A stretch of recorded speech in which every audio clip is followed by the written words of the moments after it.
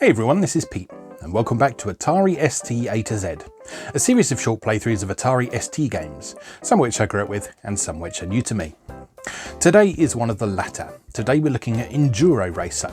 This was originally a 1986 arcade game by Sega that a lot of people saw as a spin-off to Hang On. It was sort of dirt bike Hang On to a lot of people. And it was one of the many titles by the legendary Yu Suzuki back in the mid-80s. Now, the home computer ports of this game were attempts to recreate the arcade version, and they were done by Activision, who had quite a cosy relationship with Sega at that point. They also did the home ports of Afterburner. By contrast though, the version for Sega's own home platform, the Master System, was reimagined as an oblique perspective racer rather than a behind the rider 3D racer, and it actually ended up being a much better game as a result. Now, the version we're looking at today had a pretty middling reception on its original release. ST Action found it pretty mediocre, while the French publication Génération 4, or however you pronounce it, they regarded it reasonably fondly, but sort of nothing special. It was a 7 out of 10 game to them. How well does it hold up today though? I don't know, never played it yet. Let's go play Enduro Racer. Okay, here we are with the Enduro Racer for Atari ST, a Sega arcade game brought to the Atari ST by Activision. Now, interestingly,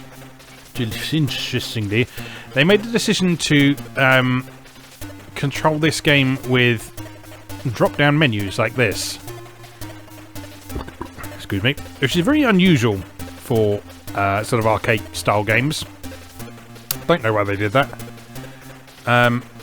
But yeah, it does allow you to set various options here. So you can choose whether you're going to control it with the mouse or the joystick, how sensitive that is, whether it's 1 or 2 player, whether there's sound, demo and gallery. I don't know what that does. Oh, it's just the high score table. Alright, so game start. And here we go.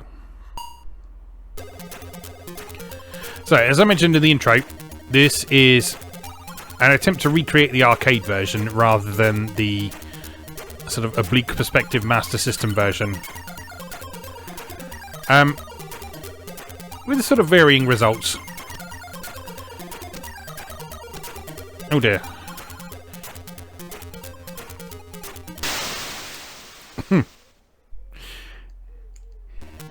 I mean, it's not like an incompetent port or anything, it's just relatively unremarkable. Like, those graphics are a bit muddy, there's not much sort of vibrancy in the colours. There's no real sound effects, the frame rate isn't amazing. But, you know, for the time, this was a sort of a reasonably convincing recreation of an arcade game.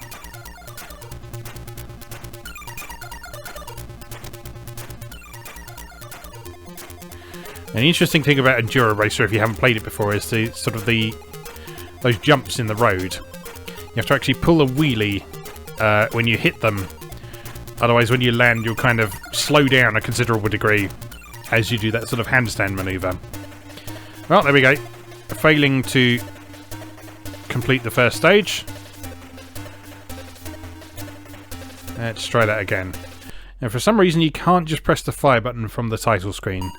Pressing the fire button just pops up those menus, and then you have to use the mouse to start again. Which is a little bit odd. But anyway.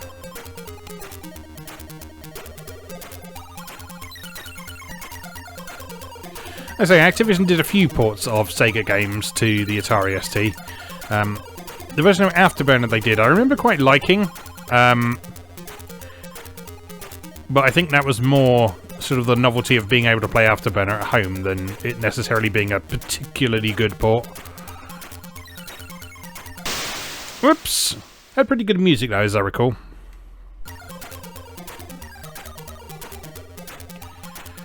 And fans of Sega games from this era will be pleased to note that the sort of ridiculous scoring that tended to be used in Sega's racing games in particular from this period is well and truly intact in this version.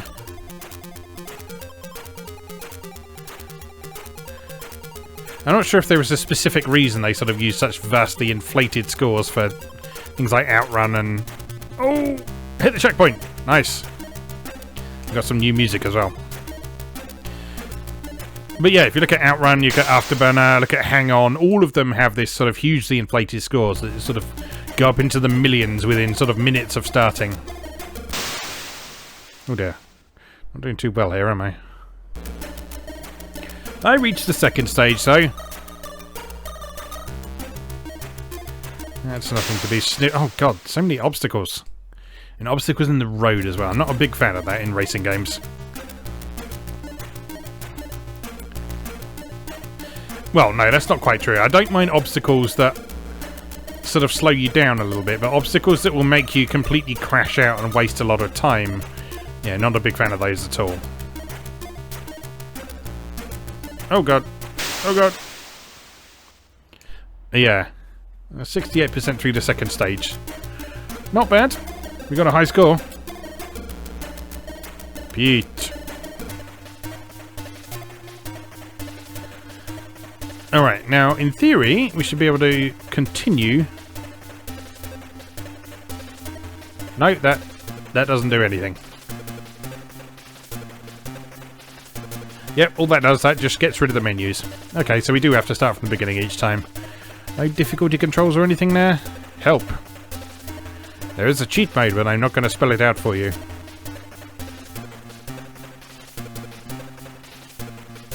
This is written by Giga Games. The music is by the legendary David Whittaker. If it sounds at all familiar to you. Alright, let's go again. See if we can do any better.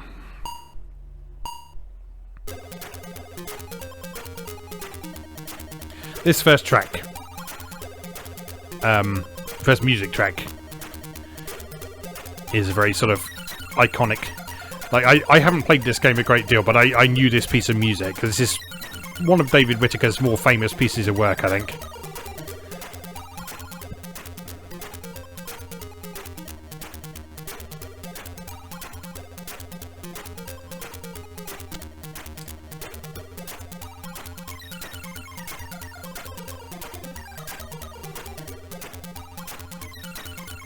Yeah, the more I play this, actually, this isn't awful. I have played much worse racing games on the Atari ST, let's put it that way.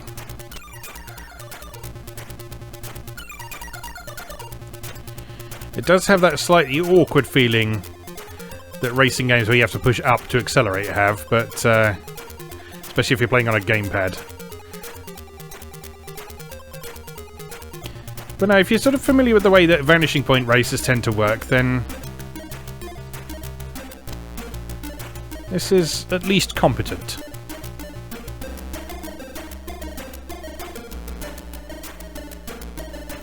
Again, like I said, there are probably better examples out there, but there are considerably worse examples that I have had the pleasure of experiencing over my time with the ST as well, so...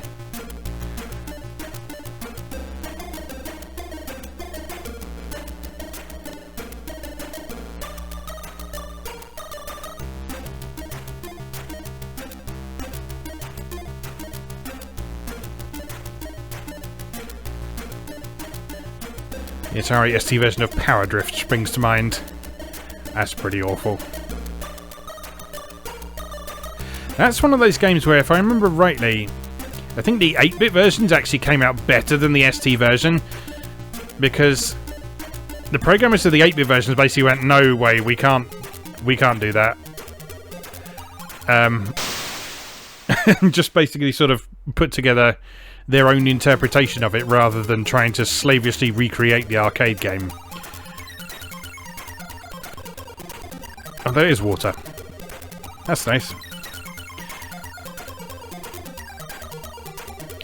And yeah, I think that's part of the reason that Sega themselves chose to do something different with the Master System version of this. Because they knew that maybe the Master System version, the Master System as a platform, wouldn't quite be up to what this game required. And so they decided to do something different. Although the Master System did have some decent 3D racers. So, I don't know. I don't know the story behind that. I haven't sort of taken the time to really look into that in a great amount of detail. But I do know the Master System game is good fun, so if you have the opportunity to play that, then give it a go. like I say, this isn't terrible. It's not terrible. Let's have another go. See how far we can get. Maybe make this the last one.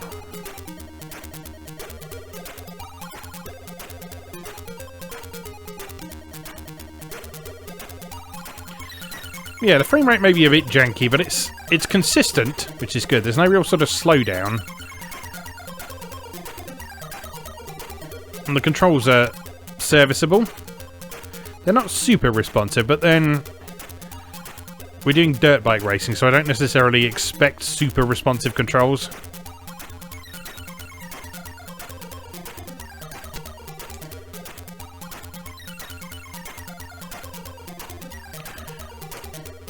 Not sure if responsive is quite the right word there, but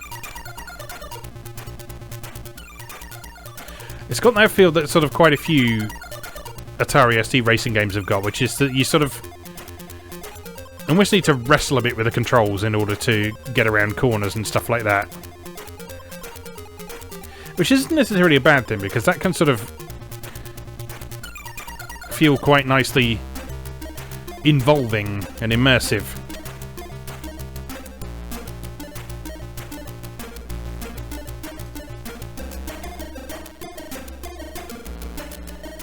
So it makes you hold on for dear life, that sort of thing, which is entirely appropriate for a motorcycle racing game.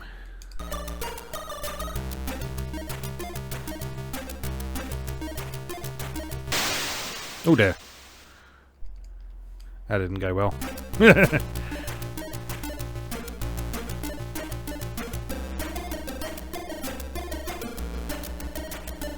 Yeah, so you do the wheelies off those jumps and you get much more height, which tends to allow you to clear any nasty obstacles that are lurking just beyond the ramps. Don't think we're going to make it to stage 3. Unless the checkpoint's just down here, which I don't think it is. No, that's it. Maybe one more try, just one more try. I say the more I play this, the more I quite like it.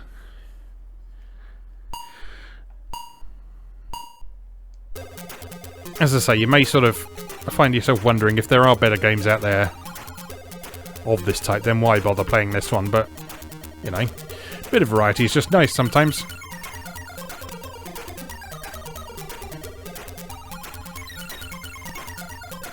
And also to challenge yourself to try something new.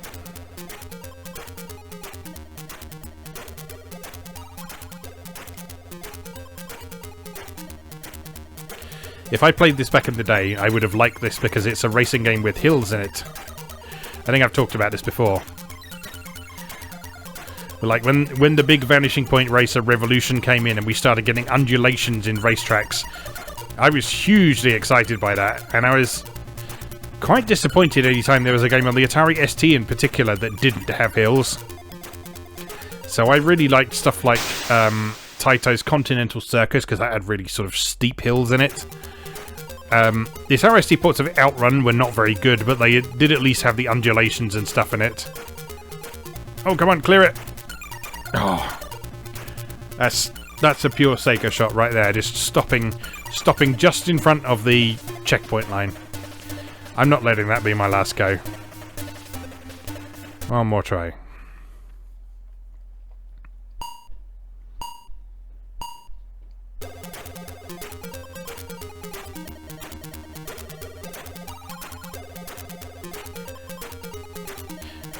Oh, fire button brakes. I was wondering what the fire button did, if anything.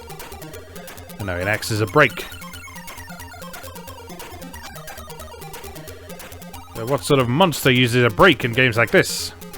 Everyone knows you just let go of the accelerator and then only when necessary.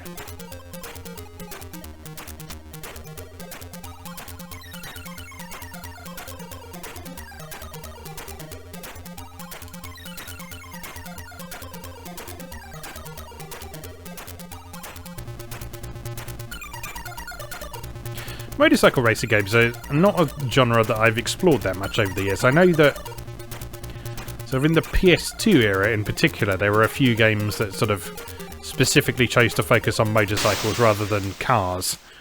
Always been quite interested to give them a go. I think, didn't Polyphony Digital do one? The people who made Gran Turismo. They're called Tourist Trophy or something like that, I want to say. Go on. Oh, I'm never going to clear that first stage ever again, am I now? But yeah, I always found it quite interesting because it's a very different feel to cars. Particularly if you do a first-person perspective one. I remember there was one game on the ST that I always wanted to play and don't think I ever did. And I've actually forgotten the name of it, but it was a first-person polygonal motorcycle racing game. And because it was first-person, you actually sort of leaned around the corners, and it used a sort of flight simulator style tilting horizon and that sort of thing. And I found that like a really interesting approach that I wanted to give a go for myself, but never got around to for some reason. I'll have to look that up and see if I can remember what it's called. I want to say Team Suzuka or something like that. Or Suzuki. It was definitely named after some sort of motorcycle manufacturer.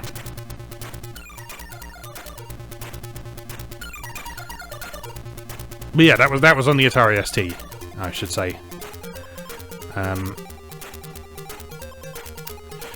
And I believe Microprose's spin-off label Microstyle, who made games for adults, they had a motorcycle game at one point as well. Why can't I clear this first stage now?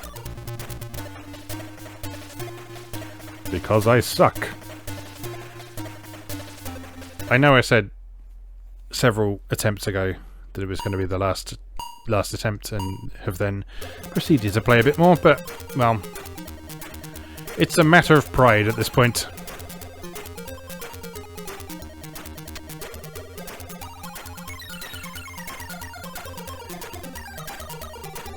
I just need to not crash. That's the thing. It's like, it seems like if you crash even once, you won't have enough time to make it to the checkpoint, which is a bit harsh, especially on the first stage.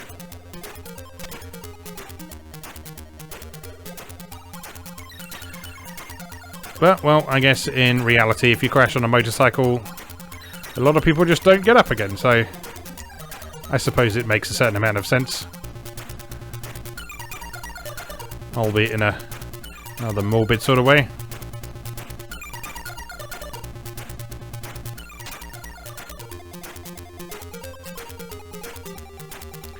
I like the little animation touch, actually. The way he sticks his leg out and it sort of drags in the dirt on the ground when he's going around corners. That's quite cool.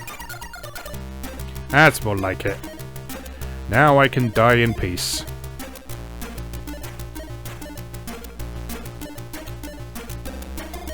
Oh no, van! Or four-wheel drive or whatever it is. Oh no!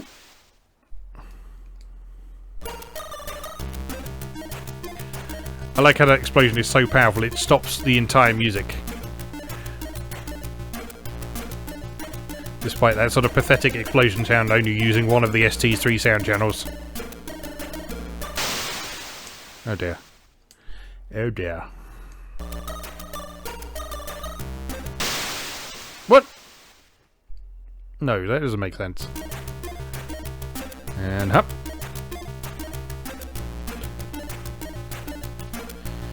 Well, aside from that pathetic performance in Stage 2, I'm happy with that. Yeah, not as awful as I was expecting, and not as sort of bland and mediocre as my first impressions would have suggested. Again, like I said, there are better racing games out there, but this isn't a bad one by any means, so do check it out if you want a good look at how arcade conversions were handled in 1987 by Activision.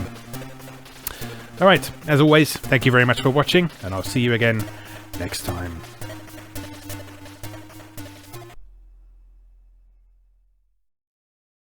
Thanks for watching. If you enjoyed this video, please help out the channel by leaving a like or a comment and subscribing. New episodes of Atari A to Z are on Tuesdays and Atari ST A to Z on Thursdays. Check out atari-a-to-z.wordpress.com for a full archive. Do please also check out my other projects moegamer.net, where I explore Japanese and Japanese-inspired games from yesterday and today, and videopackgames.wordpress.com, which aims to catalogue a small but well-formed library of the Philips G7000 Videopack computer, also known as the Magnavox Odyssey 2. You can also support my work on Patreon or buy me a coffee. You can find links to do both down in the video description. Thanks again, and I'll see you next time.